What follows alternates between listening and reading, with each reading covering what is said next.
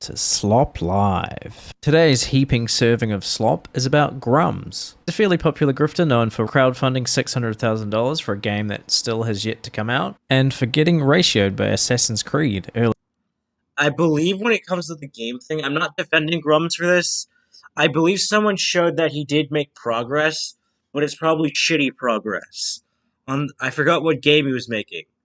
But everyone complained about the bisexual lighting of his game, so they assumed it was woke. Early this week. Well, it turns out he's been living a secret double life. Today, a podcast known as Western Kabuki tweeted. Yeah, we have the video like right here, I believe. This is the thing he's talking about, the Goonernomicon shit. Out exposing this, saying he'd secretly been running a fetish site under the name Debbie Chan / Foxy Fighter, and yeah, he ran a weird.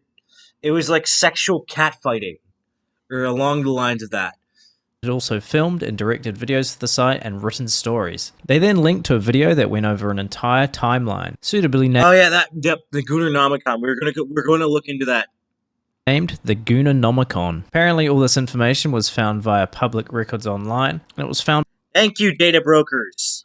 Because emails and passwords tied to grummz were also tied to the Foxy Fighter site. They also found he was the owner of an email account with the address PrettyLittleGirl16. Quite strange. That is quite strange. That's like PDF behavior. Fetish specifically was lesbian catfighting, so I guess it could have been worse. Yo, he was into woke shit. He was into woke shit. The site contains stories, videos, and hentai, some involving things like milking. It's then mentioned that his game studio had purchased a certain brand of $50,000 camera, and the same make of camera was used to record fetish. Yeah, it was really weird. I forgot what camera he bought, but like, it wasn't really necessary, and it was like a large waste of money. And I forgot what other thing he did, but he also funded some This was during Gamergate 10 years ago, so he funded some like Gamergate thing as well. And with some company's money from like ex-Blizzard employees. There was that and some other stuff. Videos. He also had his mum listed as the CEO of his porn company for some. Yeah, that was like fucked up. She didn't the mother doesn't deserve any of this shit. Especially since he's like using this to commit tax fraud. For some reason. He ran this blog on and off since 2001, even releasing stories about lesbians abusing each other as recent as 2021. Okay, my counter defense for the lesbians abusing each other is like, I believe 40% beat the shit out of each other. Yeah, 40% of lesbian women beat the shit out of each other. So he just really is horny for lesbians beating the shit out of each other. He's horny for the 40%. When he was supposed to be working on his crowd-funded game. His last login to the site was in 2024. The video also says he most likely committed tax fraud. They found out he had wired $50,000 to himself under the guise of a non-profit donation, and found that the transaction was never actually recorded within the state of California. They also found he owed $260,000 in unpaid taxes back in 2016. Yeah, I believe someone said it was in the state of California's records. If I really want to, we could look into that. If we get into the Goonernomicon stuff. There's a lot more to it. I definitely missed a lot, and the video goes into a lot more detail. So definitely check it out for the full story. But shortly after this drop, grummz replied, downplaying it slightly, saying, over 20. You know what the scoop on grummz is?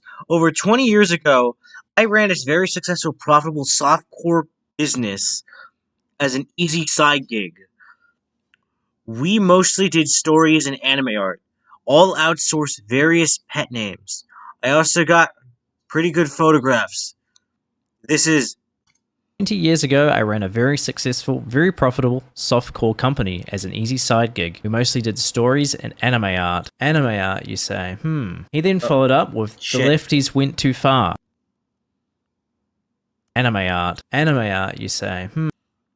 Minnie wept aloud as her plummeting, the fuck is this? Blank. She was helpless now, and I dropped to the sitting position on the ground my heels into her. She was tied. She tried to kick out as she witnessed on the ground. I had a firm He the then followed up fuck. God damn, I don't care that he did this. Like, I don't care that that's his excuse. I think it's just weird. Just with some weird porn shit. with the lefties went too far. Lefties went too far. They doxed me, tried to get me killed with a bounty, and went to the dark web to nab plain word passwords. Emails try to cancel me for stuff 20 years ago, which turns out to be nothing. The put me in this position where I had no choice to destroy their ideology.